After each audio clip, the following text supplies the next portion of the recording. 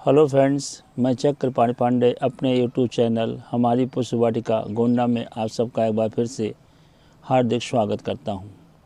दोस्तों, जैसा कि आप मेरे सामने देख रहे हैं, एक खिली हुई डहलिया रखी हुई है और दो डहलिया के ऐसे पौधे रखे हुए हैं जो फूल पहले से दे चुके हैं। अब इसमें कोई फ्लावरिंग नहीं है। तो आज इन चीज़ों को देखकर आप जान गए होंगे कि मेरा आज का विषय क्या है। आज का विषय है कि खिली हुई डहलिया से फिर से दोबारा हम फूल कैसे प्राप्त करें। इस फूल को प्राप्त करने का तरीका क्या होना चाहिए, किस लोकेशन में इसको हम रखें, कितनी धूप हमें इसे देनी है, इन सब बातों पर आज हम चर्चा करेंगे। दोस्तों, प्रकृति में दी हुई कोई भी चीज़ बेकार नहीं होती है। जैसे हम चारों तरफ कैमरा घुमा के दिखाएं आपको, तो ये आपके आसपास, ये मेरे देखिए, आप सब तरफ डहलिया ही के फूल लगे हुए हैं, सब बड्स लगे हुए हैं, सब अपने खिलने के ऊपर हैं। इधर देखेंगे आप, इधर दिखाइए, ये सब हमारे दाहिने तरफ, बाएं तरफ, इधर ये देख लीजिए, सब फूल ही फूल हैं। ये सब जब खिल जाएंगे, जब ये सब सारे पौधे खिल जाएंगे, तब इससे दोबारा भी हम फूल ले लेंगे और जब फूल वो दे देंगे, फिर भी अगले साल के लिए हम इन्हीं से पौधा तैयार कर लेंगे। वो भी तरीका मैं आपको बताऊंगा कि किस तरह से खिले हुए फूलों के बाद भी, फूल लेने के बाद भी हम कैसे इनसे फूल प्राप्त कर सकते हैं और कैसे इनसे हम नया पौधा बना सकते हैं। तो ये काम हमको कब करना है, टाइमिंग हमारी क्या होनी चाहिए, ये काम हमें जनवरी और फरवरी के महीने में ही कर लेना है। अर्थात दोबारा जब हम फूल प्राप्त करें, तब हमें जनवरी या फरवरी, अब ये जैसे फूल खिले हुए थे तो इनसे हम फरवरी में दोबारा फूल प्राप्त करने के लिए सोचेंगे। हम अभी जनवरी में जो पौधा दिसंबर में फ्लावरिंग कर चुका है, उससे किस तरह फूल प्राप्त करें, आज वो सारा प्रोसेस मैं आपको बताने वाला हूँ। स्टेप बाय स्टेप आप सीखिएगा। सबसे पहला स्टेप है कि आपके पास जो भी टूल्स हो, चाहे वो कैंची हो या इस प्रकार का कटर हो, उसको काटने से पहले अच्छी तरह सैनिटाइज कर लें आप। सैनिटाइज़र इस समय घर में सबके पास होता है। अच्छी तरह टूल्स को आप सैनिटाइज कर लें, ताकि जब हम कटिंग करें तो पौधों में किसी प्रकार का फंगस ना लगे। इसके अलावा अब आप क्या करना है, आपको ये इसके रूट्स भाग हैं, ये देखिए आप, जगह जगह जो ये बने हुए हैं, इसको हम स्टेम बोलेंगे और इसको हम नोड एरिया बोलते हैं। इसको हम नोड एरिया बोलते हैं जितने हैं। तो हम नीचे से 9 नोड एरिया या 8 नोड एरिया गिन करके, छोड़ करके नीचे से ऊपर का भाग काट देंगे। 2 3 4 5 6 7 8 9, ये मैंने पहले से काटा हुआ है, तो हम 8 पे कट लगा के आपको दिखाएंगे। यहाँ से काटिएगा इसको, नोड एरिया के थोड़ा ऊपर ऐसे कट कर दीजिएगा। ऐसे इसको भी करते हैं, साथ ही साथ में 1 2 3 4 5 6 7 और ये 8, तो हम यहाँ से इसको कट कर देंगे। ये अब ये दोनों कट हो गए। अब इसके ऊपर आप कोई भी फंगीसाइड लगा दीजिए। मैं यहाँ पर फंगीसाइड लिए नहीं हूँ, तो भी आपको लगा के दिखाता। साफ फंगीसाइड लगा दीजिए या हल्दी लगा दीजिए, सूखी हल्दी लगा दीजिए, ताकि इसमें किसी भी प्रकार का कोई भी फंगस वगैरह का अटैक ना हो। वैसे ये पौधा इतना हार्डी है कि इसमें किसी प्रकार के फंगस का प्रकोप नहीं होता है।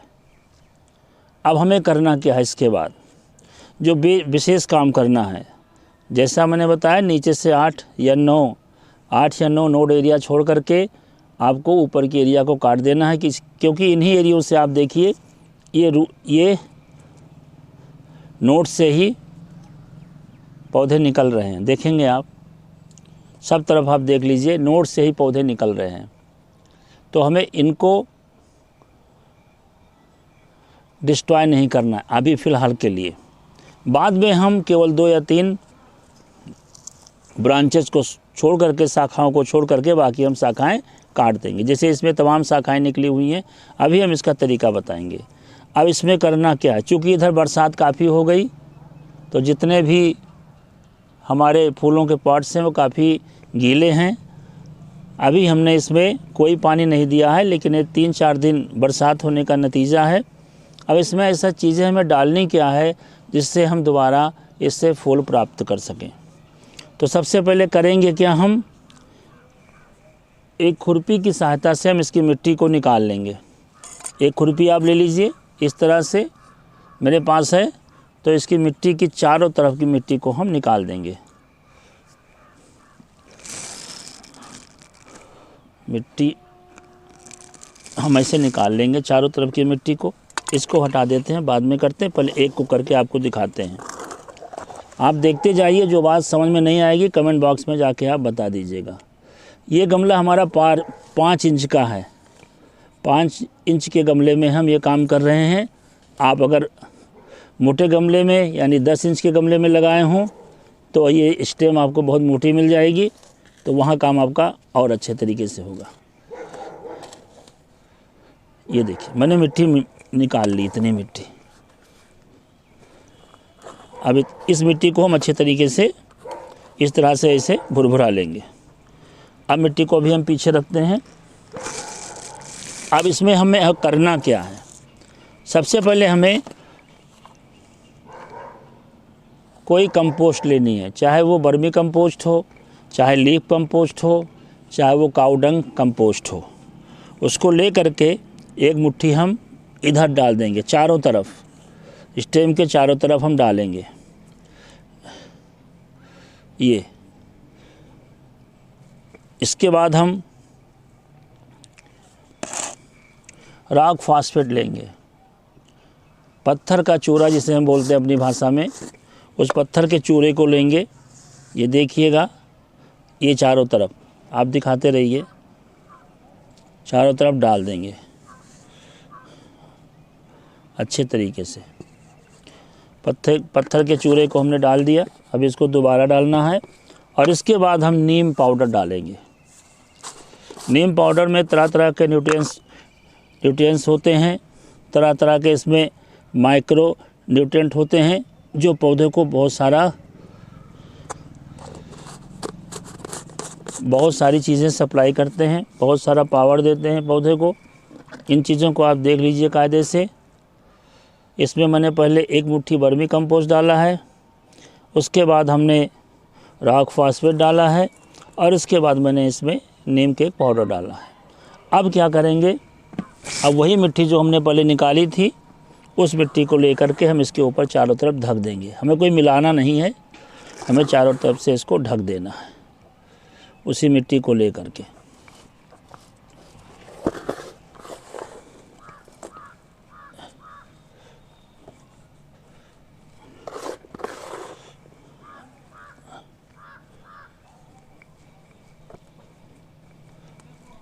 अब ये पौधा अपने आप ही चल पड़ेगा।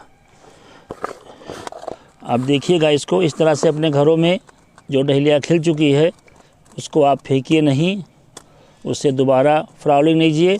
और साथ ही साथ इसमें जितने भी तरह की वो शाखाएं निकलेंगी वो सब आपके अगले साल के लिए काम आएंगी। ये डहेलिया कभी बर्बाद नहीं होती है। इसके अंदर जो गंजी नुमा बनी रहती है उसको अगर आप सुरक्षित कर लेंगे तो अगले साल वो आपके पौधे के लिए काम आएगी। बहुत सारे पौधे बना सकते हैं। तो एक पे मैंने ये काम करके आपको दिखा दिया। इस तरह से आपको काम करना है। अब वो जो हमने फर्टिलाइज़र दिया है वो धीरे धीरे इसमें रिलीज होता रहेगा। अब इसको हम हटाते हैं सामने से। अब दूसरे में ये काम करके आपको दिखाते हैं। सेम और किसी में भी करना है। आपको मिट्टी निकाल लेनी है चारों तरफ से ऐसे ही। गमला छोटा है, अगर गमला बड़ा होता तो मिट्टी निकालने में आनंद ही आनंद आता, तो उसमें मिट्टी सूखी भी होती तो अच्छा भी लगता। इसको हम निकाल के फिर वही प्रोसेस दोहराएंगे। आपको दिखाने के लिए, समझाने के लिए दोबारा मैं इसको कर रहा हूँ। ज़्यादा गहराई तक आप नहीं खोदेंगे, केवल 1 से 2 इंच तक आप मिट्टी निकालेंगे। फिर वही वर्मी कंपोस्ट आप लेंगे और चारों तरफ इसको डाल देंगे। अगर गमला बड़ा है तो एक एक तरफ से काम आप करें, चारों तरफ मत डालें। फिर वही रॉक फास्फेट लेंगे, पत्थर का चूरा, और इसमें चारों तरफ हम थोड़ा थोड़ा डाल देंगे। और इसके बाद फिर हम इसमें नीम केक पाउडर, नीम खली पाउडर डालेंगे। आप देखते जाइए बस, ये हमने नीम खली पाउडर डाल दिया। अब इसके ऊपर कि हमें करना क्या है, कुछ करना नहीं है। यही मिट्टी जो हमने निकाली थी अभी, जैसा उसमें प्रोसेस किया था, उसको हम यहाँ से भर देंगे।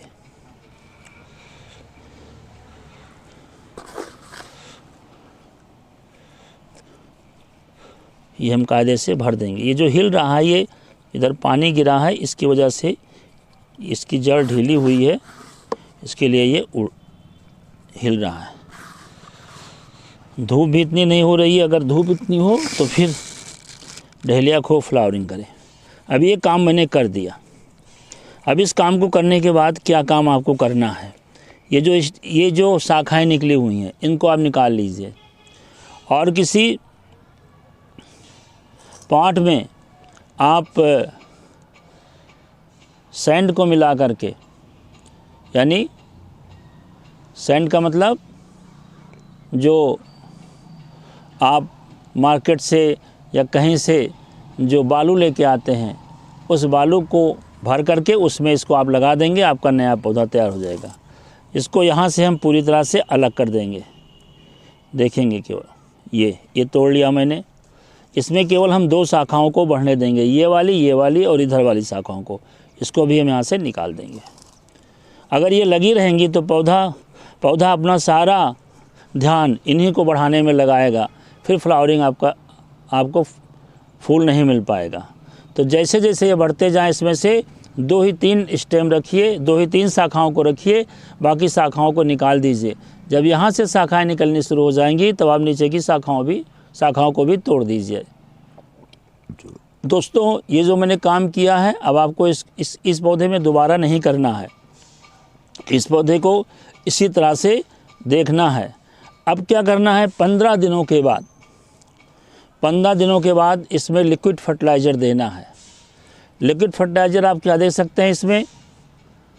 लिक्विड फर्टिलाइज़र के रूप में आप इसमें सरसों की खली 50 ग्राम लेकर के 1 लीटर पानी में भिगो करके आप इसको दे सकते हैं, हर 5 दिन के अंतराल पर। 15 दिन बाद शुरू करेंगे, अभी आपको शुरू नहीं करना है। और 5 दिनों के अंतराल पर आप इसको 1-2 बार, 5-5 दिन के बाद आप मान लीजिए 2 बार ही आपको देना पड़ेगा लिक्विड फर्टिलाइज़र। और इसके अलावा यदि आपको और अच्छे फर्टिलाइज़र की ज़रूरत है तो कोई भी बायो फर्टिलाइज़र आप लिक्विड के रूप में दे सकते हैं इसको।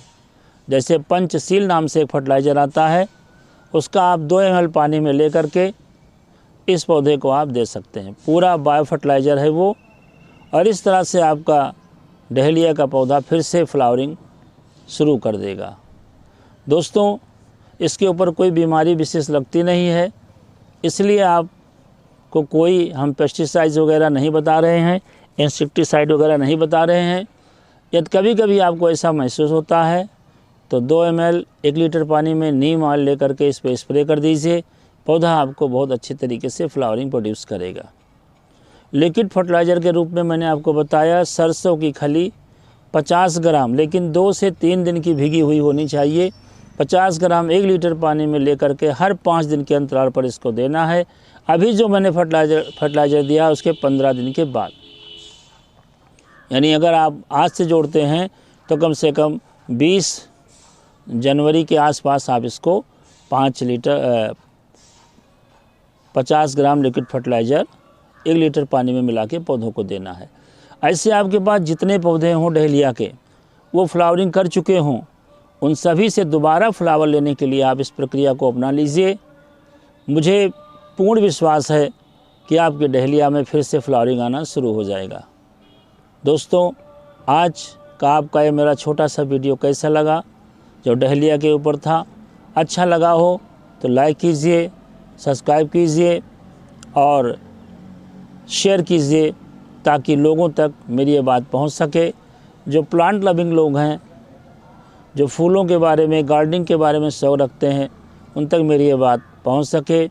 और इस वीडियो पर आपको आने के लिए, देखने के लिए आपका बहुत बहुत धन्यवाद।